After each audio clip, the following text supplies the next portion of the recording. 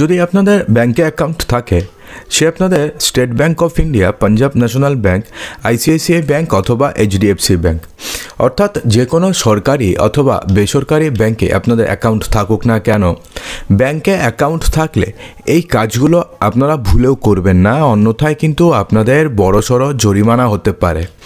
তো কী কাজ আপনারা ব্যাংকে অ্যাকাউন্ট থাকলে ভুলেও করবেন না জানার পূর্বে আপনাদের কোন ব্যাংকের পরিষেবা সবথেকে বেশি ভালো লাগে অবশ্যই কমেন্ট বক্সে জানাতে কিন্তু ভুলবেন না।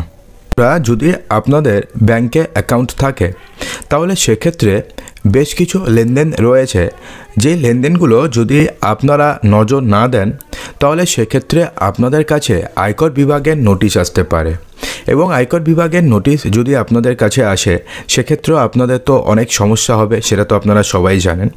তো আয়কর বিভাগ কিছু নির্দিষ্ট লেনদেন চিহ্নিত করেছে যেগুলোর প্রতি তারা বিশেষ নজর রাখে। যদি আপনিও এই ধরনের লেনদেন করেন তাহলে আপনাকে আয়কর বিভাগের নোটিশ পাওয়ার সম্ভাবনা রয়েছে।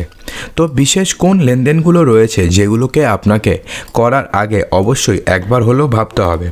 তার মধ্যে প্রথম যেটা আছে সেটা হচ্ছে 10 লক্ষ টাকার বেশি যদি আপনি এফডি জমা করেন তাহলে সেক্ষেত্রে আপনাদের কিন্তু অবশ্যই একবার ভাবতে হবে। হ্যাঁ বন্ধুরা, যদি আপনি এক বছরে 10 লক্ষ টাকার বেশি পরিমাণ যদি অর্থ ফিক্সড ডিপোজিটে যদি আপনি জমা করেন তাহলে সেক্ষেত্রে কিন্তু আয়কর বিভাগ আপনাকে নোটিশ পাঠাতে পারে।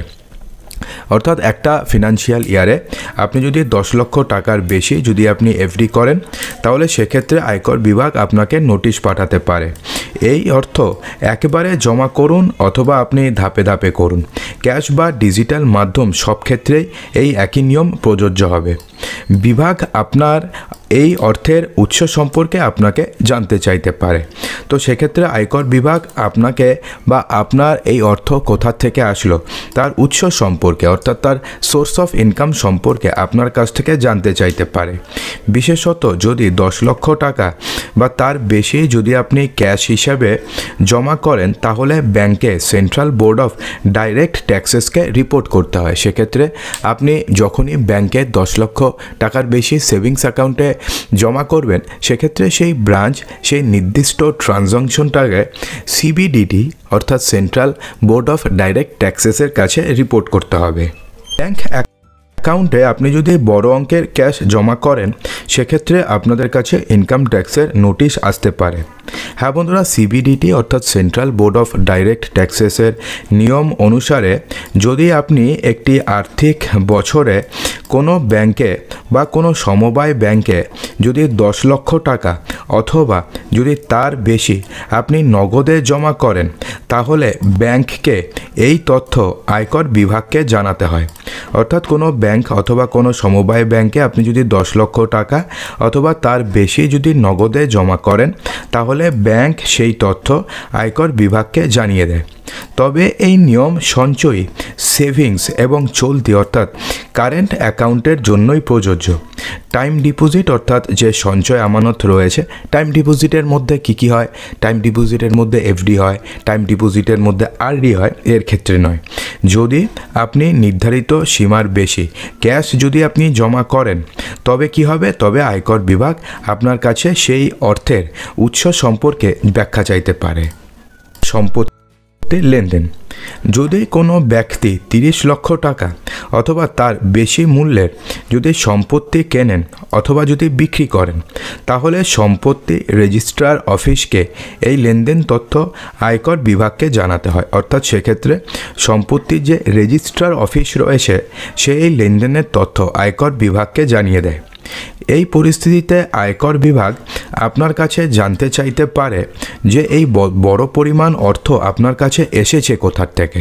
অর্থাৎ আপনি যে 3 লক্ষ টাকা 30 লক্ষ টাকা দিয়ে যে আপনি বাড়ি কিনলেন অথবা জমি কিনলেন, তো এই বড় পরিমাণ অর্থ আপনার কাছ থেকে কোথা থেকে এসেছে বা কিভাবে লেনদেন আপনি সম্পূর্ণ করেছেন। এই ধরনের লেনদেনের ক্ষেত্রে বিভাগ কিন্তু বিভিন্ন প্রশ্ন আপনাকে করতে পারে। এবার যেটাকে আপনাকে খুব মনোযোগ সহকারে করতে হবে সেটা হচ্ছে শেয়ার, মিউচুয়াল ফান্ড, ডিবেঞ্চার এবং বন্ডে বড় বিনিয়োগ যদি আপনি করতে চান সেক্ষেত্রেও কিন্তু আপনাকে অবশ্যই সচেতন হতে হবে। হ্যাঁ বন্ধুরা, আপনি যদি শেয়ার, মিউচুয়াল ফান্ড, ডিবেঞ্চার অথবা বন্ডে আপনি যদি 10 লক্ষ টাকা বা তার বেশি যদি আপনি একটা আর্থিক বছরে বিনিয়োগ করেন, তাহলে সংশ্লিষ্ট কোম্পানি অর্থাৎ যেই কোম্পানিতে আপনি বিনিয়োগ করেছেন বা সংশ্লিষ্ট সংস্থা এই তথ্য আয়কর বিভাগকে জানিয়ে দেয়, অর্থাৎ সঙ্গে সঙ্গে জানিয়ে দেয়। এর ফলে আয়কর বিভাগ আপনাকে নোটিশ পাঠাতে পারে এবং আপনার বিনিয়োগে এই অর্থের উৎস অর্থাৎ এই বড় পরিমাণ অর্থ আপনার কাছ থেকে বা কাছে আসলো কোথার থেকে, তো এই অর্থের উৎস সম্পর্কে আপনাদের কাছে ব্যাখ্যা চাইতে পারে।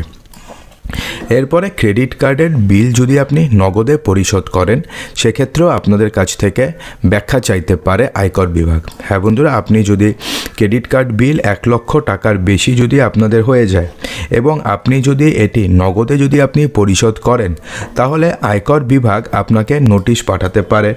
এছাড়া যদি কোনো ব্যক্তি এক অর্থ বছরে 10 লক্ষ টাকা বা তার বেশি যদি ক্রেডিট কার্ড বিল নগদে পরিশোধ করেন, ট্রান্সফার করলে কোনো সমস্যা নেই, কিন্তু যদি একটা আর্থিক বছরে 10 লক্ষ টাকা অথবা 10 লক্ষ টাকার বেশি যদি বিল নগদে ক্রেডিট কার্ডের বিল যদি কেউ প্রদান করে বা পরিশোধ করে তাহলে তাকে এই অর্থের উৎস সম্পর্কে আয়কর বিভাগকে ব্যাখ্যা দিতে হতে পারে।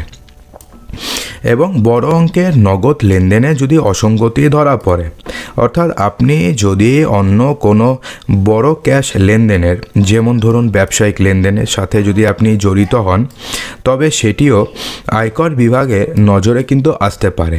হ্যাঁ বন্ধুরা, বিভাগ আপনার নগদ লেনদেনের উৎস এবং নগদ লেনদেনের উদ্দেশ্য কী সেই উদ্দেশ্য সম্পর্কে বিস্তারিত তদন্ত করতে পারবে এবং এই অধিকার কিন্তু তাদের রয়েছে। তো সেক্ষেত্রে আপনাদের কি করতে হবে, এই যে লেনদেনগুলো আপনাদেরকে বললাম, এই যে 6 ধরনের লেনদেন, এই লেনদেনগুলোর ক্ষেত্রে আপনাকে সতর্ক থাকতে হবে এবং যদি এই ধরনের লেনদেন আপনাদের করতে হয় তাহলে যথাযথভাবে আয়কর বিভাগকে আপনাকে রিপোর্ট করতে হবে। আর আপনি যদি রিপোর্ট করতে না চান তাহলে এই সমস্ত লেনদেনের যদি সোর্স অফ ইনকাম যদি আপনাদের কাছে থাকে, অর্থাৎ এই সমস্ত লেনদেন কোথার থেকে হয়েছে বা লেনদেন টাকা কোথার থেকে এসছে সেই সমস্ত কিছু যদি আপনাদের কাছে পুঙ্খানুপুঙ্খভাবে যদি ঠিকঠাক থাকে তাহলে তো আপনাদের সমস্যার কোনো কারণ নেই। এটি আপনাকে ভবিষ্যতে কোনো সম্ভাব্য আইনি সমস্যার হাত থেকে রক্ষা করতে সাহায্য করবে এই সোর্স অফ ইনকাম যদি আপনাদের কাছে ঠিক থাকে তাহলে। তো বন্ধুরা, আশা করব যে ভিডিওটিতে আপনাদের সমস্ত কিছুই সঠিকভাবে বোঝাতে পেরেছি। যদি ভিডিওটি আপনাদের ভালো লেগে থাকে তো ভিডিওটিকে লাইক করবেন, ভিডিওটিকে আপনাদের বন্ধুবান্ধবের মাঝে প্রচুর শেয়ার করবেন এবং চ্যানেলটিকে সাবস্ক্রাইব অবশ্যই করবেন।